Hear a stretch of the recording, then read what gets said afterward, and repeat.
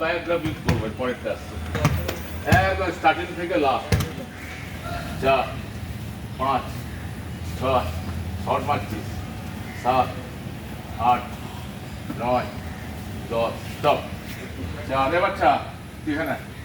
5 এখানে বাচ্চা 6 7 8 9 একটু পড়ে যাচ্ছে চলো মারো ঢোকা মারো হ্যাঁ তোমাকে হাতে হাতে দেখ 2 3 4 এক জায়গায় দাঁড়িয়ে দাঁড়িয়ে স্লাস দাও 10টা हो जाते हैं अब हार्ट को एकदम ब्लड पहुंचाना है तो उसके लिए बहुत ही आसान है बिकॉज हार्ट को ज़्यादा काम नहीं करना पड़ेगा resting posture can not be the standing posture because here the height from the ground is at the highest जितना दूर आप हार्ट को ले जाएंगे जीरो ऑलमोस्ट जीरो इसमें खर्चा है और ये लगभग हर तरह की बीमारी में बड़ी तेजी से असर करता है तो इस साइंस को समझिए तो ये क्या कर रहा है ये लेटा जो हम लोग खड़े हैं तो क्या ये जो सिपाही है ये पैर पड़ रहा है इसके जाहिर सी बात नहीं आप याद कीजिए आपके स्कूल आ जाता ये समथिंग वेरी कॉमन और ये बात इमरजेंसी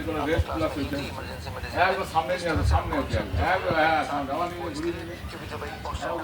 और जब आप गिरते हैं इस तरह से पोस्चर चेंज होता है सेपरेट ठीक से हो रहा है तो उससे कॉन्शियसनेस में बिकॉज ऑफ दिस में आम तो अपने पैरों के আরো 5 খানা दूसरे के बाद भी ऐसी বাবার বলে খাচ্ছি ছোলা বলে খাচ্ছি বাবা বলে খাচ্ছে না 6 मिनट के अंदर ঠিক আছে बचा दिया राइट और इस केस में जो आप देख रहे हैं तो यहाँ पे ये नहीं हो पाया एंड दैट इज कितना इंपॉर्टेंट रोल प्ले करता है किसी को जीवित रखने में एंड मौके में तो यानी कि कुदरती आपका हार्ट ऑटोमेटिकली जमीन से बहुत करीब होता है और जब चारों ये जो इंसान ब्लड टुवर्ड्स পড়াশোনার রেজাল্ট ভালো হবে मेरे पैरों में उनके हार्ट के लिए अगर लंबे समय तक इस पोस्चर में सोएंगे देन उनके हार्ट ऊपर की तरफ है और जिससे उसके हार्ट को पंप करना और मुश्किल होता है उसकी लंग कैपेसिटी और रिड्यूस होती है कि जब हम रात को लेटते हैं अगर आप सीसीटीवी कैमरा लगा के देखेंगे किस तरह से ये प्ले करता है जब आप जगह हैं तब भी जब आप सो रहे हैं तब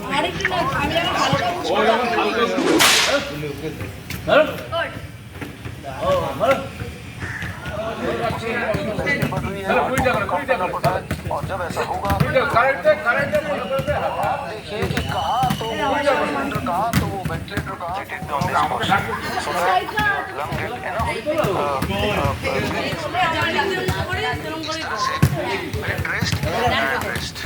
ऐसा पेशेंट है जिसके पेट में पानी भर गया जिसके लिवर डैमेज हो गया ऐसा पेशेंट है और वो पेशेंट जब मतलब खड़ा है वो पेशेंट अब इस पोस्चर में देखिए ये जो ग्रेविटी है वो ब्लड को हार्ट ये जो पोस्चर है ये plays an very important role जब बॉडी में पानी भरना लिवर ज़्यादा एंगल करेंगे तो उल्टी आएगी खाना एक तो उसको रिस्पॉन्स भी बड़ी जल्दी मिलेगा और डिस्कम्फर्ट भी देख रही है ऑलरेडी रैंडमाइज कंट्रोल ट्रायल का नतीजा है और उन नतीजों के बेसिस पे हमने अपने पेशेंट्स पे ट्राई किया प्लेट 1 है उसे रॉ कर लें वो रॉ सिस्टम मिलता है तो आप देखिए किस तरह से चाहे वो स्टमक की बात करें चाहे वो लिवर की बात करें चाहे वो healing will be very very quick तो अगर मान लो दवाई खाई है तो ओनली 25 mg दवाई ही जो है वो नहीं जाएगा लेफ्ट लेकिन अगर आप दवाई तब लेते हैं जब पेट में कुछ भी नहीं पड़ा हुआ है तो दवाई लगभग पूरा ब्लड में चला जाता है यानी कि कोई दवाई कितने स्पीड से ब्लड में खुलेगा और लेने के बाद आप लेटते हैं नॉर्मली तो 1/4 ब्लड में जाना है 21 दिन दवाई तब जी गया तो आपने क्या किया यहाँ आपने पोस्चुरल मेडिसिन यूज किया फॉर द स्कूटर ग्रेविटी का रोल यूज किया प्रेशर का रोल यूज किया और आपने इंजन तक पहुंचा दिया यहाँ पे जो काम करने मजबूर कर रहा है याद रखिए वेंटिलेटर के अंदर एक बार कोई इंसान जाता है तो 98% चांसेस है, 100 में से 98 लोग वापस नहीं आते उम्र की वजह से। अगर आपको देखना है तो यहाँ तो दिखाई रहा हूँ, 360 degree posture medicine, Hindi English में। इसका कोई लिंक है, जैसे बाकी लिंक मैं आपको व्हाट्सएप में भेज दूंगा। बेशरों का इंसान खड़ा होता है, राइट, जैसे मैं अभी खड़ा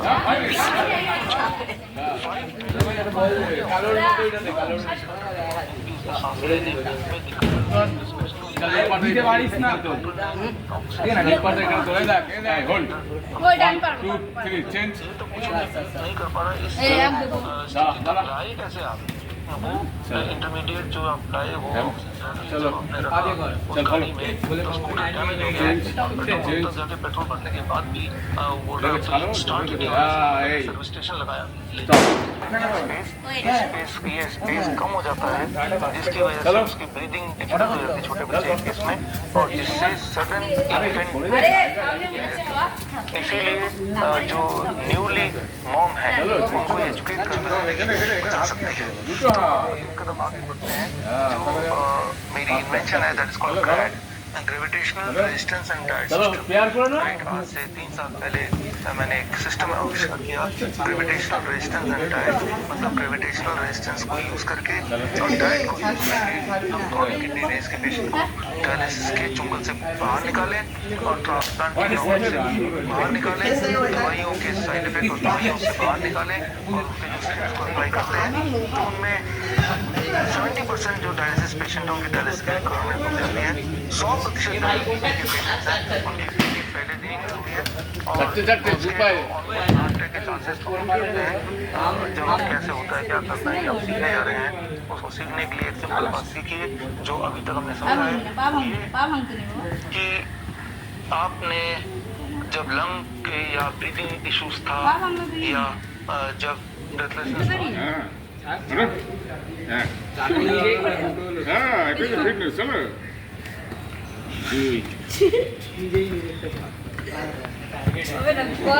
ওখানটাই পাঁচটা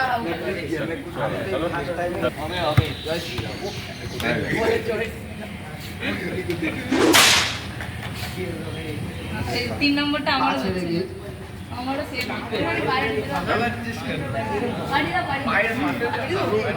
পায়ে দাঁড়াতে হবে যাতে স্কিপ না করে তাই জন্য